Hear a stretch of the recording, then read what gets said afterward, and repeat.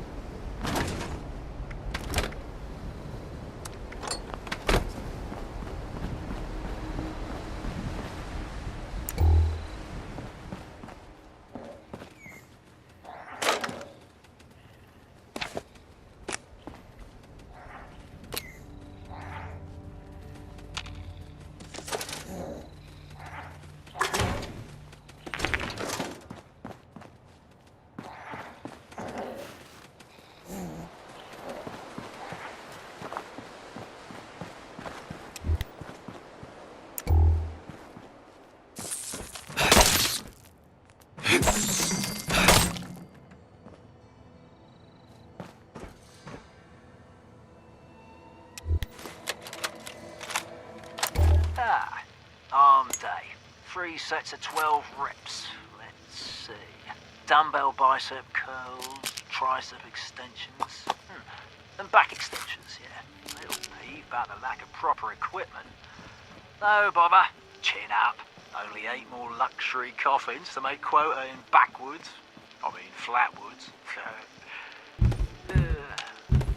Be difficult, given the financial situation around here. Just need to remind them of our friends the Chinese. I'll be back on the plane to Ipswich within a fortnight. Never will be the bench press today. Yeah, again.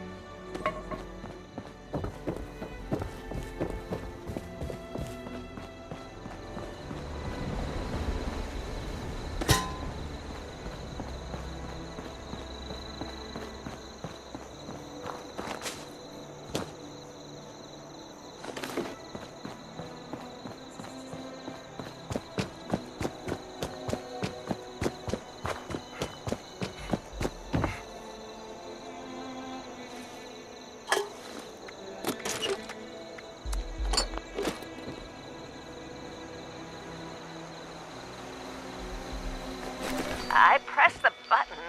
Hush! I think it's recording now. Shush! Hello? Hello there? Oh, I think it's working. I hate these things. This is Willie May, and I was asked to talk a bit about my life since the war to help educate future children someday. I think that's nice. I thought I'd just watch my programs and entertain the grandkids in my retirement. But that didn't turn out to be the case. I'm just glad they all made it to the vault in time. When I saw it in a dream, I knew my prayers were answered. My husband Frank used to work in the mines.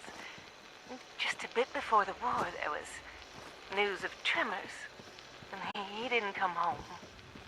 I don't know what happened to him or why he never came home for sure. And between you and me, I'm fine with that. Since the war, I've just read my old newspapers and listened to music. It's very peaceful for once, which is just right nice by me. You ever hear of the Watauga Times Atomic Lottery? The winner got 10 years worth of Blamco mac and cheese, and Salisbury steak, and Nuka-Cola, of course. I played that lottery for 20 years, and I finally won the month before the war. It lasted only 8 years, though. But who can you complain to?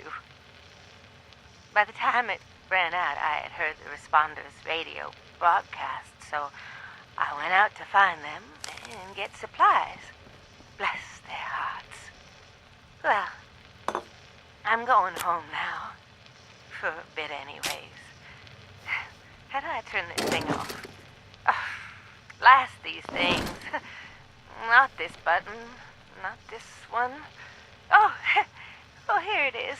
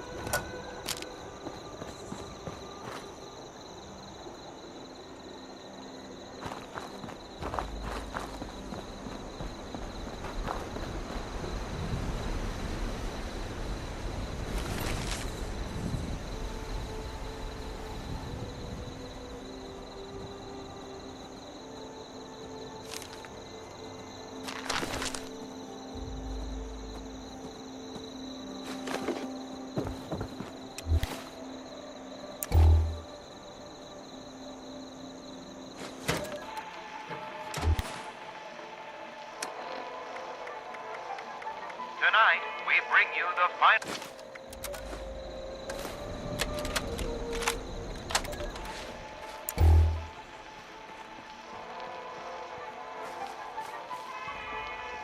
Welcome back, dear listeners. It's time once again to put aside all you think you know, all you believe to be true.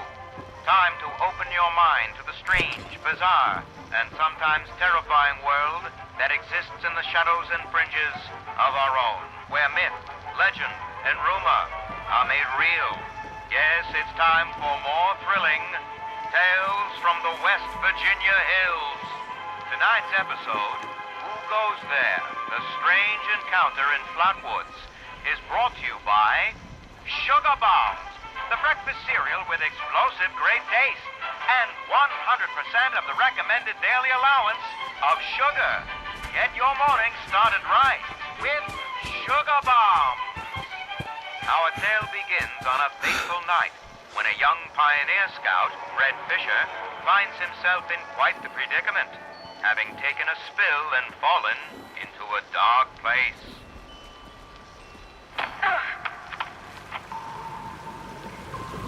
Where am I? Jack? Liv? Mr. Bailey? Can anybody hear me? I can hear you. Who's there? I can't see you. Me. My name's Sally. What's yours? Fred. Are you okay, Fred? I think so. My head's a little woozy. Must have hit it when I fell. Oh, no. Did you get lost, too? Well, sort of. What I mean is that I was camping with my scout troop by the lake near Flatwoods. There were these lights kind of dancing in the sky. Neat. I guess. Anyway, we heard some weird noises and the guy's double dog dared me to go look. So I did. All by yourself? You're really brave. Shucks. Thanks. I followed the noises to an entrance of an old mine. It smelled awful there, like rotten eggs, but worse. Suddenly, there was this bright light shining down on me. I was super scared and ran to the mine to hide, but everything felt strange. Like my feet weren't even touching the ground. Everything went black and I woke up here in the dark. That all happened to me, too. The world is still what my dad says. When you've strayed or lost your foot, do what's best and stay put. They said they'd bring him soon. There are other people here? A very good question indeed. Tune in next time to find out the answer in the chilling conclusion of Who Goes There? The Strange Encounter in Flatwoods.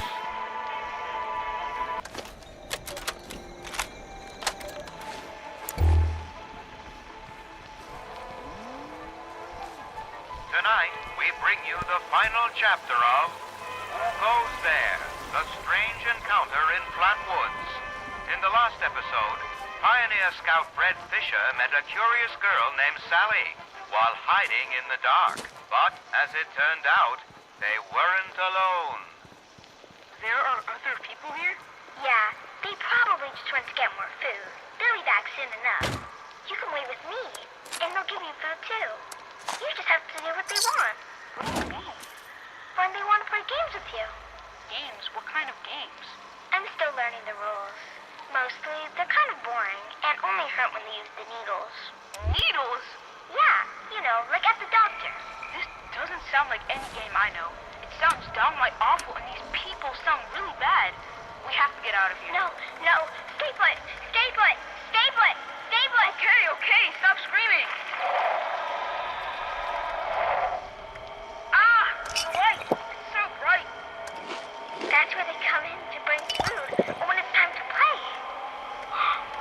Sally, what's that helmet thing you're wearing? It looks like it's screwed into your head. Time to play. Time to play. Sally, Time what's wrong?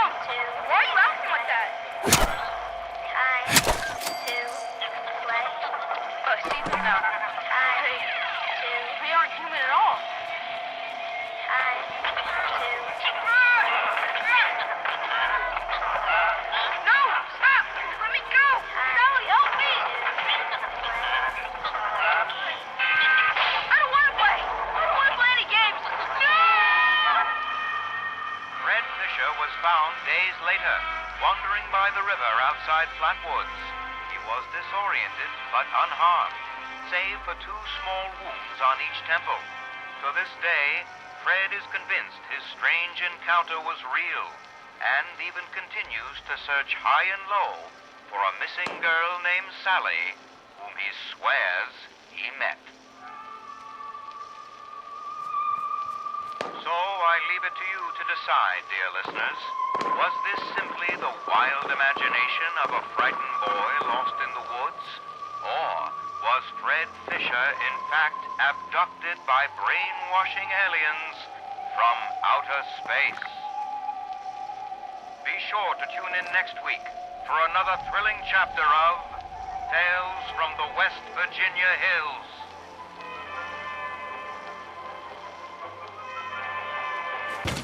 Reminder to myself. The responders are good people. They're trying their damn best, for sure. Things aren't good, and stuff is getting worse. Anyway, this is a reminder to myself. A reminder that this gun is my insurance. Things get real bad if the food runs out or the water runs dry. I get to decide how I leave this goddamn world.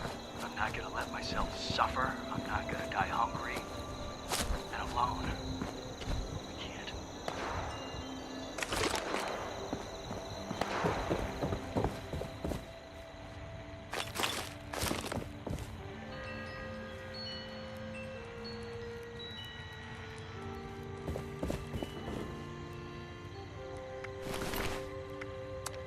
We call it the Great War now.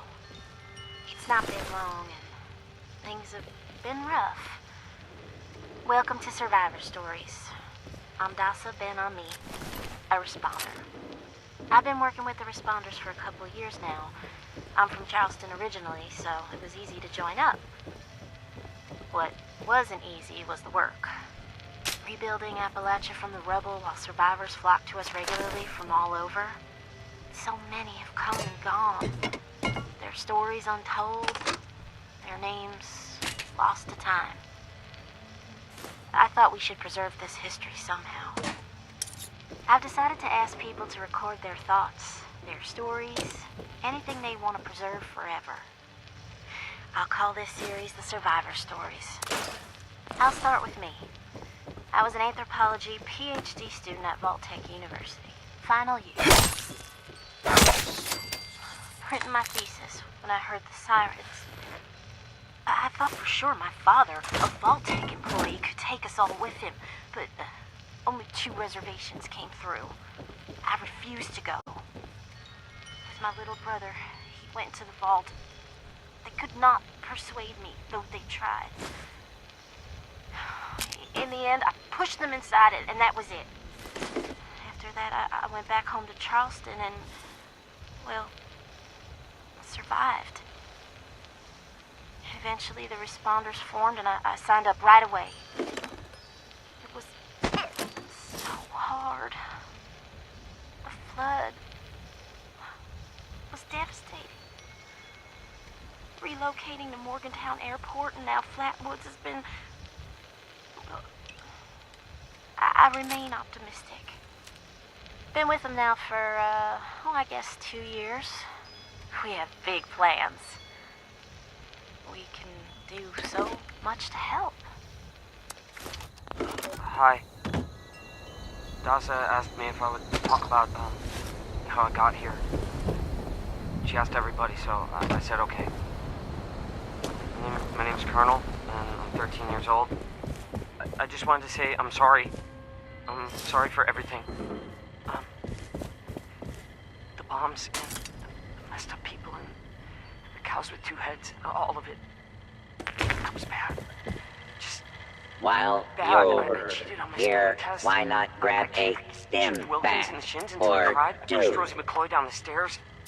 I cut holes in the bottom of all the gym shorts and put glue in the mashed potatoes in the cafeteria. I told Harold Newell to eat 10 dead flies a day in order to grow muscles, and I put Nuka-Cola in the rat cage water bottles at the pet That store. overseer lady said more I just wanted to say I'm people sorry about everything. would be coming. It's nice to As me. my dad said, You. if I wasn't this way, the bad things wouldn't happen. I haven't seen Daddy since the bombs, and I guess he left because of that, too. It's okay. I'm trying to be good now, though. Hey, volunteer. If you I'm need not old enough supplies, to be a volunteer, Bob's got you Joss has had me covered. help collect food and water, so I'm getting better, I promise. And, Daddy, if you're listening, I promise I won't be bad anymore, so you can come back now.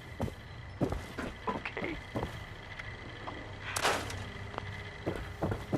Okay. Bye.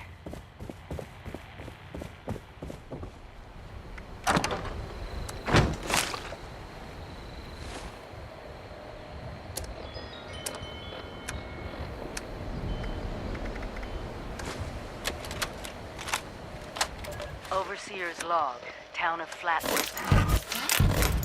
My God. There's no one here. The old tavern, the church, people were using them for shelter, but they're gone. Mutations we expected. But there's something else. A disease. I was attacked by... Well, it used to be a person. But it had these green, glowing lesions, and its voice. Angry, tortured. We are one. One what? Whatever happened here is beyond anything we expected. And we expected a lot. Before they were wiped out, the survivors called themselves the Responders. Looks like they were made of firefighters, police, emergency medical staff.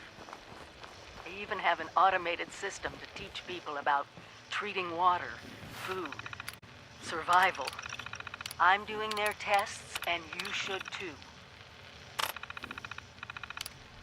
I know it's even worse than we imagined, but someone's got to know where the missile silos are and how to secure them. The Responders are the best lead we have. This is the Overseer, signing off.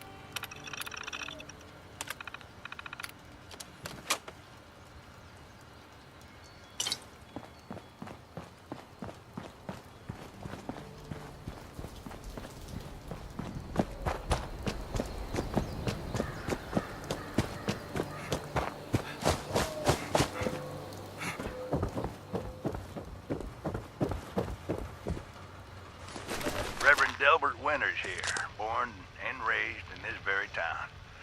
Lit my own church to the responders for their outpost here, and you're welcome.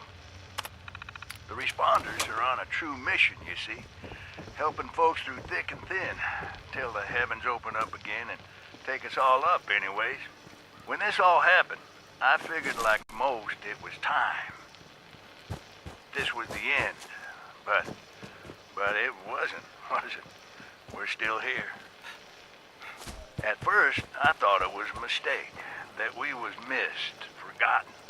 Maybe we did some wrong. Didn't give enough to charity, maybe. Didn't praise his name, even in the worst of times. Maybe thought some things that ought not to be thought. So I asked him. I asked how. Why? I fought your wars on Earth. I'm ready to fight them up there by your side. Then, in my despair, I saw some survivors eating raw rat carcass behind a dumpster. You ought to cook that first, I warned them. Seemed obvious. We tried but got sick, they said, covered in their own filth. I realized right then and there that I was being tasked. From then on, I built kitchens, cooked good food, fed anyone who walked up with an empty belly. And I was thankful for my task in life. Thankful. Next time hell or high water land in my stoop, I'll be swept clear away with it. But until then, let's share a home-cooked meal together, all right?